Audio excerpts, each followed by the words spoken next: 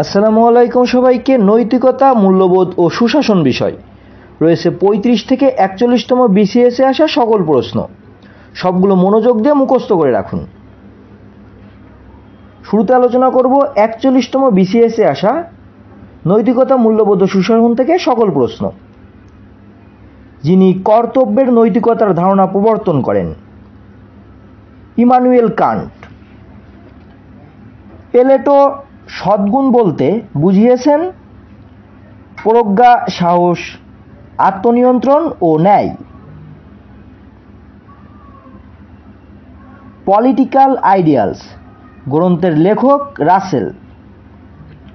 গণপ্রজাতন্ত্রী বাংলাদেশের সংবিধানের যে অনুচ্ছেদে জনস্বাস্থ্য ও নৈতিকতার বিষয়টি আলোচিত হয়েছে, অনুচ্ছেদ 18। সভ্যতার অন্যতম প্রতিচ্ছবি হল সমাজ। সুশাসন 4টি স্তম্ভের উপর নির্ভরশীল। এই অভিমত কোন সংস্থা প্রকাশ করে? বিশ্বব্যাংক। রাষ্ট্রের সকল ক্ষেত্রে উন্নয়নের জন্য সুশাসন আবশ্যক, এই উক্তি করেন মিশেল ক্যামডেসাস।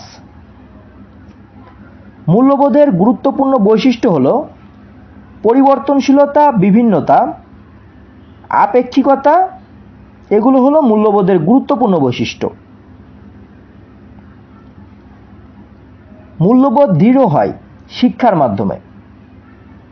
যে মূল্যবোধ রাষ্ট্র, সরকার ও গোষ্ঠী কর্তৃক স্বীকৃত তাকে বলা হয় ইতিবাচক মূল্যবোধ। এরপর আছে 40তম বিসিএসে আসা প্রশ্ন। বাংলাদেশের নবনৈতিকতার প্রবর্তক হলেন আরজ আলী মাতুব্বর। আমরা যে সমাজেই বসবাস করি না কেন, আমরা সকলেই ভালো নাগরিক হওয়ার প্রত্যাশা করি। এটি নৈতিক অনুশাসন। সভ্য সমাজের মানদণ্ড হল আইনের শাসন। বিপরীত বৈষম্য, এই নীতিটি প্রয়োগ করা হয় সংখ্যালঘুদের ক্ষেত্রে। মূল্যবোধ হল মানুষের আচরণ পরিচালনাকারী নীতি ও মানদণ্ড।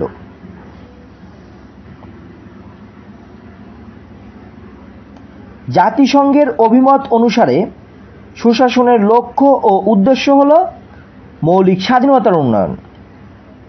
মূল্যবোধের চালিকা শক্তি হল সংস্কৃতি। সুশাসন প্রতিষ্ঠায় নাগরিকের কর্তব্য হল সরকার পরিচালনায় সাহায্য করা। অর্থনৈতিক ক্ষেত্রে সুশাসন প্রতিষ্ঠিত হলে বিনিয়োগ বৃদ্ধি পায়।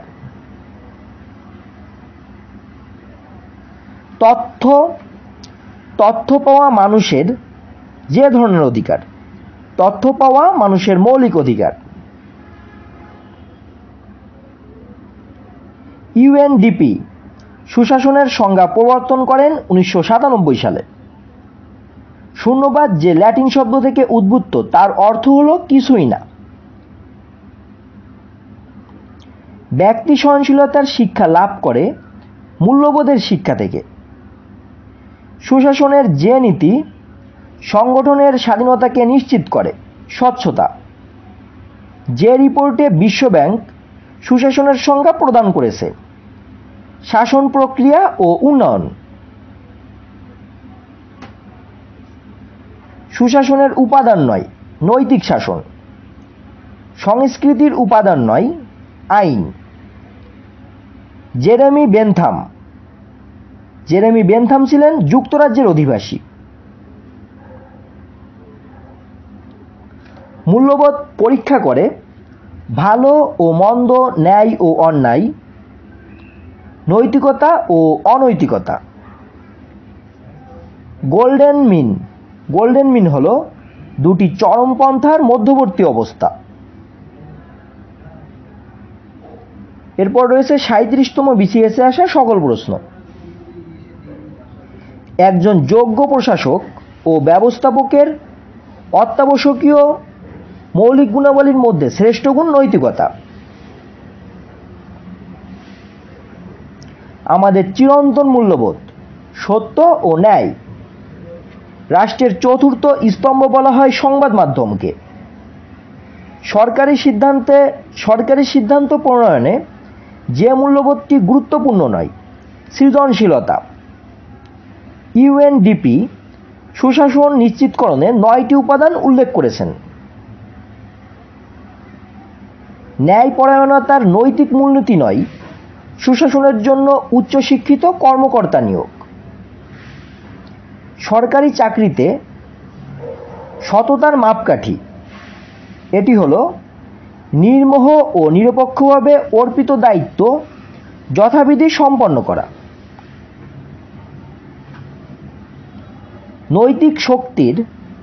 নৈতিক শক্তির প্রধান উপাদান সততা ও নিষ্ঠা।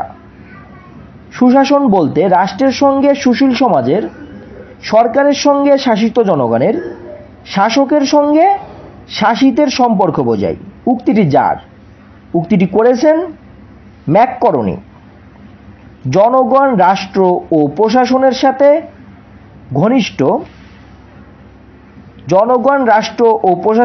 ঘনিষ্ঠ প্রত্যয় হল সুশাসন। নৈতিকতাকে বলা হয় মানব জীবনের নৈতিক আদর্শ। পাওয়ার, এ নিউ সোশিয়াল অ্যানালাইসিস গ্রন্থটি যার লেখা? গ্রন্থটি লিখেছেন রাসেল।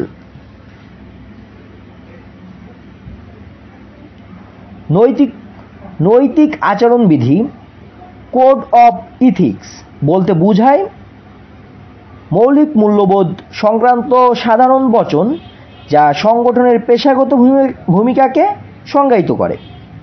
খ নম্বরে আছে বাস্তবতার নিরিখে নির্দিষ্ট আচরণের মানদণ্ড নির্ধারণ সংক্রান্ত আচরণবিধি।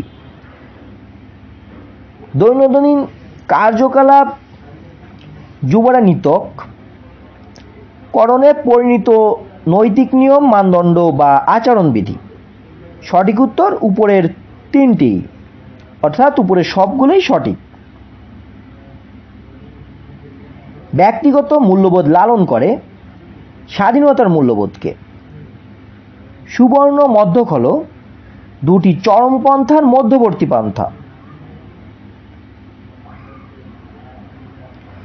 মূল্যবোধ শিক্ষার অন্যতম লক্ষ্য হচ্ছে সামাজিক অবক্ষয় রোধ করা।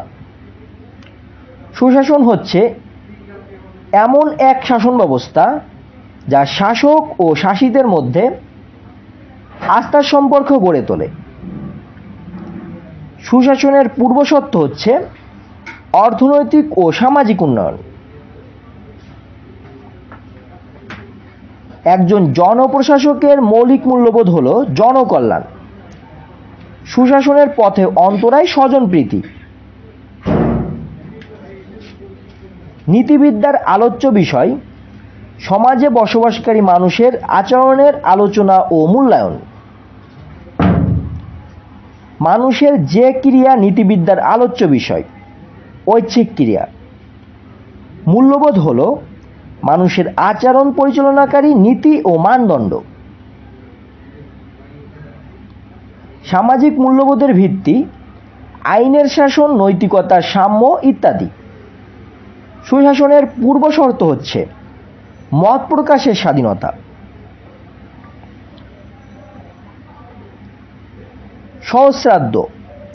সহস্রাব্দ উন্নয়নের লক্ষ্য অর্জনে সুশাসনের যে দিকটির উপর গুরুত্ব দেওয়া হয়েছে, সুশাসনের অর্থনৈতিক দিক। আইনের চোখে সব নাগরিক সমান।